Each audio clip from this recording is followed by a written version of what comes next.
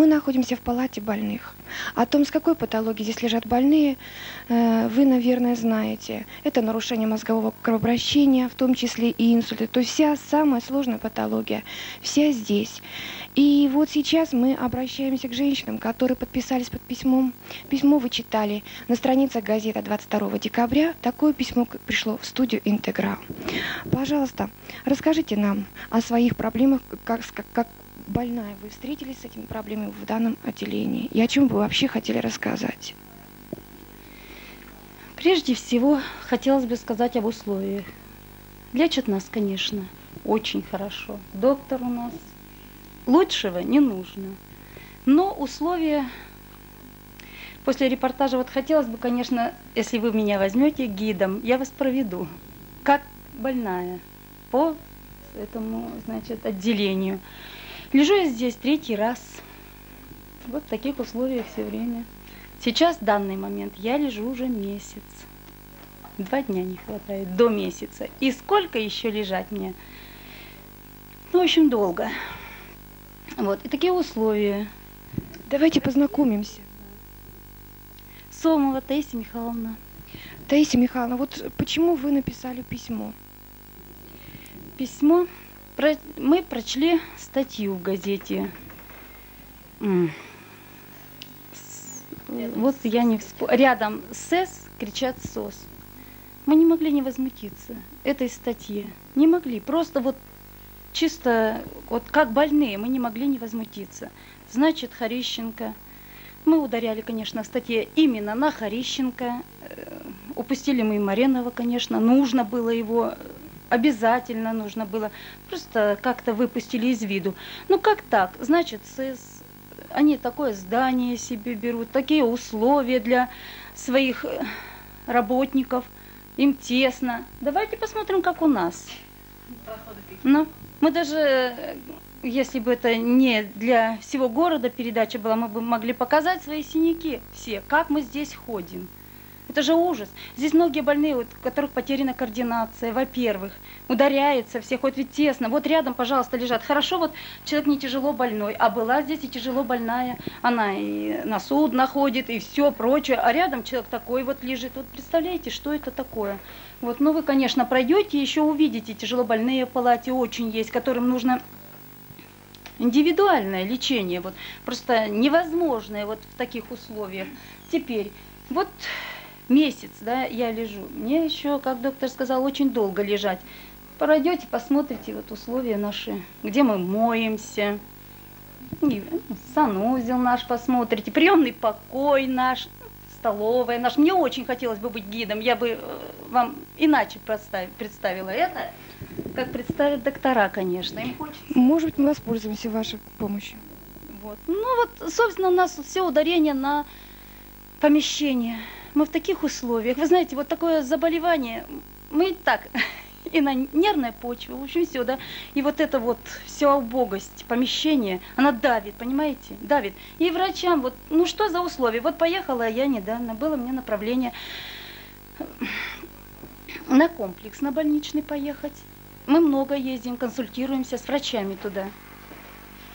Приехала, дальше-то я не могу, все, назад. Я говорю, я больше не могу дальше в очереди простоять еще час, прождать, когда тебя примут на консультацию. Я говорю, я назад уже идти не могу. Доктор мне сказал, это проблемы вашей неврологии. Все, а нам ведь ехать сюда, с комплекса. А как ехать? Я вообще ходить толком не могу, а мне нужно еще добираться сюда, понимаете? Вот такие вот условия, мы на отшибе здесь. Мы, в общем... Ну вот, доктор как может. Это доктор большого сердца. Я не знаю, вот как она вообще вот выносит вот это вот все. Рикбаева Галина Николаевна, действительно, здесь у нас работают врачи с московской координатуры, вернее, после московской координатуры, очень знающие, очень умные люди, и все больные им просто благодарны. Но я думаю, вы нас тогда проведете по отделению, учитывая, что вы здесь долго находитесь, и нам покажете все, что здесь вас не устраивает. У меня ноги не ходили, да сама не могла я ходить. Водитель скорой помощи прямо отсюда меня даже на руках занес, потому что невозможно было с этими носилках на этих, по этой двери пройти невозможно было. Тут такие эти, вот, сколько тут, даже метра нет, как можно тут на носилках пройти? Я вот не могла ходить. Тут 1 метр на 2 метра, вся раздевалка.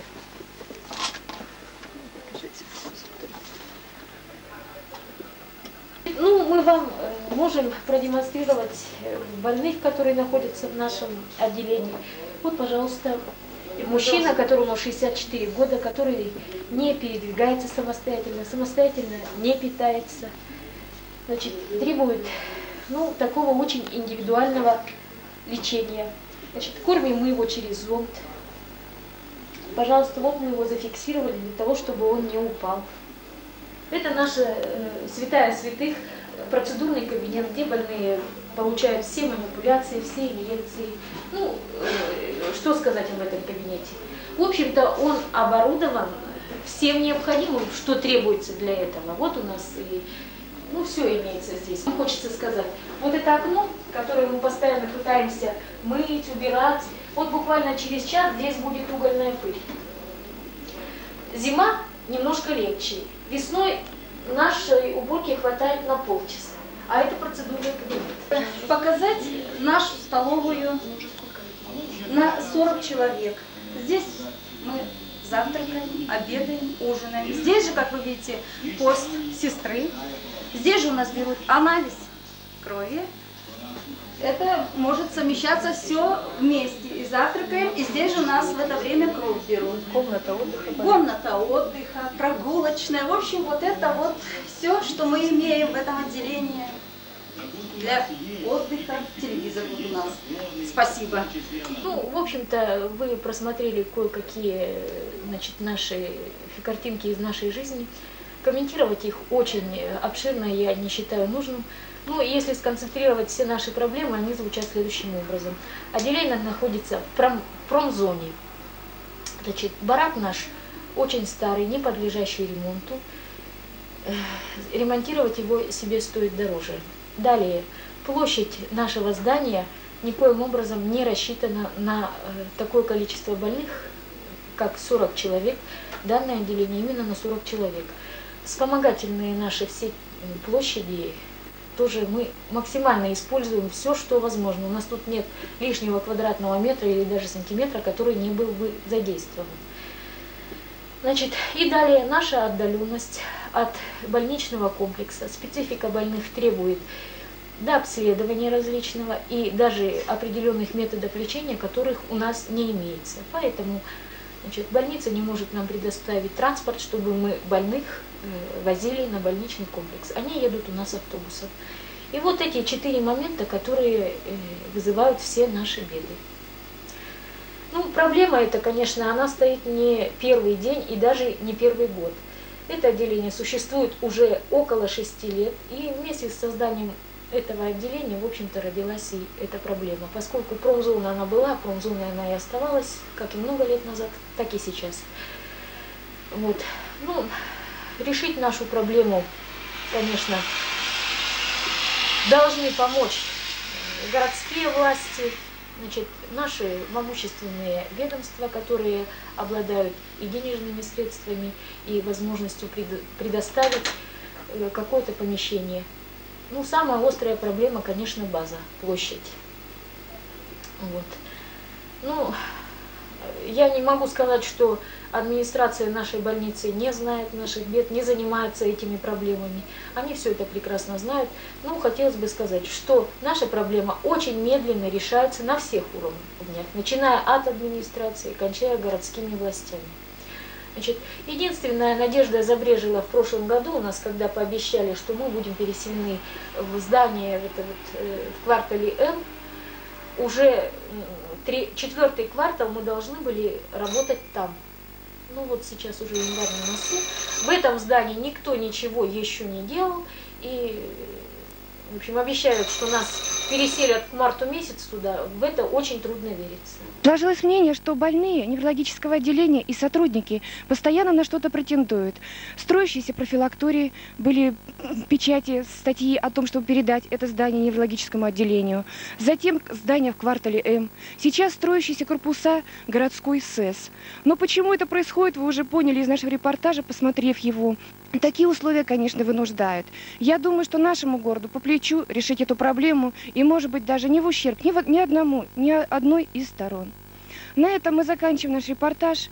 Я прощаюсь с вами. И, пользуясь случаем, я поздравляю всех медицинских работников с наступающим Новым годом. Я поздравляю вас, дорогие телезрители. Желаю вам здоровья, счастья, любви.